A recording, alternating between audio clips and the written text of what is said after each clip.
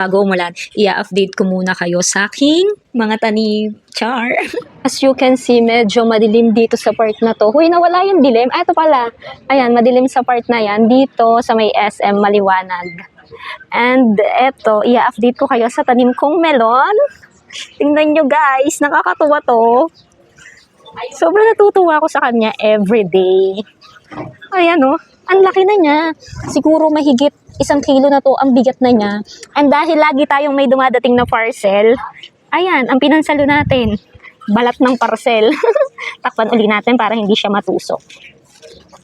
Medyo napabayaan na natin itong ating mga tanim, kaya naman, nagkakaroon na siya ng mga pest, hindi ko na rin kasi natatanggal. Tapos, etong aking mga talong, ayan, mga nahinog na lang sila dyan sa puno, hindi ko na na-harvest.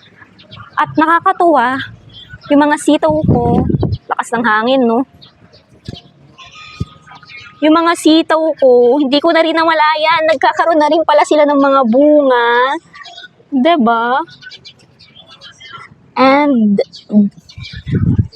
eto pa, oh, may mga bunga na sila. At, syempre, may mga bulaklak na rin. Tapos, etong akin mga ampalaya, nagbubungahan na rin sila. Ayan. Hindi ko na rin sila natutulungan mag-hand pollinate dahil medyo busy ang babae na to. Ang ating sitaw, mga bulaklak, ampalaya. Actually, namunga na to eh. Ito yung bunga niya. O, diba? Pinabayaan na rin ng babae. Ito yung bunga din ng sitaw. Pinabayaan na. Medyo busy lang tayo ngayon. Alam nyo, ayan yung kagandahan kapag tamang lupa yung ginagamit nyo. Ito yung ginagamit ko kasi dyan na lupa. Kahit napapabayaan ko siya. Pero, eto yung lupa. Diba? Naiian na rin ng aso yung lupa. Ayan, yung loam soil. Ayan yung gamit ko dyan. Eto pa, loam soil din to. Pero syempre, nilalagyan ko rin yan ng tae ng rabbit, manok. Yan.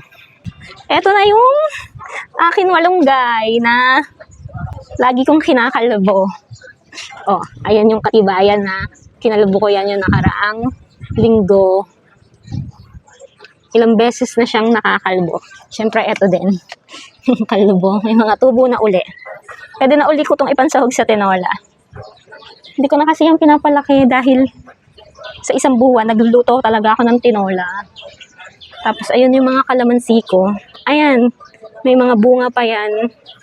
Tinakpan ko lang yan dati ng kulambo dahil yung mga maliliit niyang bunga, inuubos ng ibon. Tapos yung pomegranate ko, pati bulaklak, kinakain ng ibon dati. So far, malalaki na kasi yung bunga ng kalamansi, kaya hindi ko na siya binabalutan ng kulambo. Pero pag nakita ko uli yung mga ibon na yan, balutan uli natin yan.